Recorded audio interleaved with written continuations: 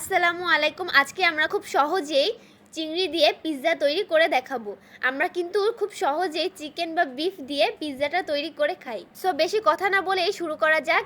প্রথমে এখানে 2 কাপ ময়দা নিব, এরপর এর মধ্যে 2 চামচ ইস্ট নিব, এরপর স্বাদ অনুযায়ী লবণ দিয়ে এখানে কুমকুম গরম পানি দিয়ে ময়দার ডোটা ভালো করে মেখে নিব। ময়দার ডোটা ভালো করে মেখে নিয়ে এটি পাত্রে ভালো করে সেভ করে নিব। এরপর একটি প্লেট দিয়ে এর উপর ঢেকে দিব। ঢেকে এটি একটি গরম জায়গায় 1 ঘন্টার জন্য রেখে দিব। আমি এখানে ওভেনে রেখেছিলাম, আপনারা চাইলে একটি ভালো কাপড় দিয়ে এটি পেঁচিয়েও রাখতে পারেন।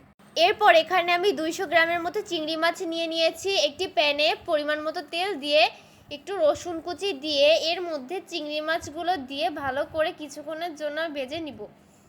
এরপর এর মধ্যে ব্ল্যাক পেপার পাউডার দিয়ে এবং সামান্য একটু লবণ দিয়ে এটি ভালো করে ভেজে নিয়ে একটি প্লেটে তুলে নিব। 1 ঘন্টা সময় ময়দার ডোটা রেস্টে রেখেছিলাম। এখন ময়দার ডোটা রেডি হয়ে গিয়েছে। এখন এটি ভালো করে মতে নিব। এখন ময়দার ডোটা রেডি হয়ে গিয়েছে। এখন পিৎজা ট্রেতে সামান্য একটু তেল দিয়ে এবং এর মধ্যে সামান্য একটু ময়দার গুঁড়ো দিয়ে এটি ভালো করে সেট করে নিয়ে পিৎজার ডোটা এর উপরে দিয়ে দিব। পিৎজার ডোটা সেট করা হয়ে গেলে এরপর একটি কাঁটা চামচের সাহায্যে এটি ছিদ্র করে নিব। এরপর এর উপরে পিৎজা সস দিয়ে এটি ভালো করে সেট করে নিব। এরপর পিৎজার শেপ অনুযায়ী এখানে আমি 250 গ্রাম চিজ নিয়ে এটি উপর থেকে একটি গ্রেটারের সাহায্যে গ্রেট করে নিব। এরপর আমি পিৎজাটা ভালো করে ডেকোরেশন করার জন্য এখানে ক্যাপসিকাম, পেঁয়াজ এবং টমেটো সুন্দর করে স্লাইডস করে কেটে নিয়েছি শেপ অনুযায়ী। এগুলো এক এক করে পিৎজার উপর দিয়ে এটি সেট করে নিব। এগুলো কিন্তু আমি আমার পছন্দ অনুযায়ী এখানে ব্যবহার করেছি, আপনারা চাইলে এখানে আরও কিছু অ্যাড করতে পারেন। এরপর আমি এখানে ভাজা চিংড়ি মাছগুলো উপর থেকে দিয়ে দিব। সবগুলো উপকরণ দেওয়া হয়ে গেলে এরপর উপর থেকে চিজটা গ্রেটারের মাধ্যমে গ্রেট করে নিব। এখানে পিৎজায় যত পরিমাণ চিজ দেওয়া হবে পিৎজার টেস্টটা তত পরিমাণ বেড়ে যাবে।